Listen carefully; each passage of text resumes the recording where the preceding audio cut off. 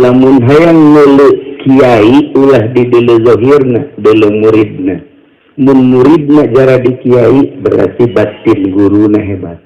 Sakitu Syekh Yusuf Al-Qadani dina kitab Faraidna ningali eta nulis manahanana tentang fikih. Anu fikih eta luar biasa ceuk manahanana sebab melalui fikih bakal kagambar syariat ibadah, melalui fikih bakal kanyahoan perbedaan haram, wajib, sunnah, makruh jeung sajabana. Melalui fikih urang bisa ka sorga. Inilah tulisan daripada Syekh Yasin Al-Fadani.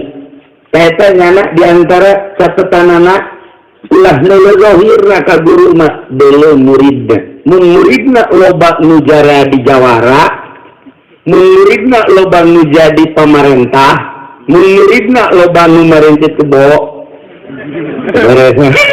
Kanjeng saya kain bae. Masya Allah. Tapi lamun muridna bisa ngembangkeun ilmu menang ti guru lain sembarangan ta guru. Itulah contoh daripada ucapan Syekh Al-Fadani.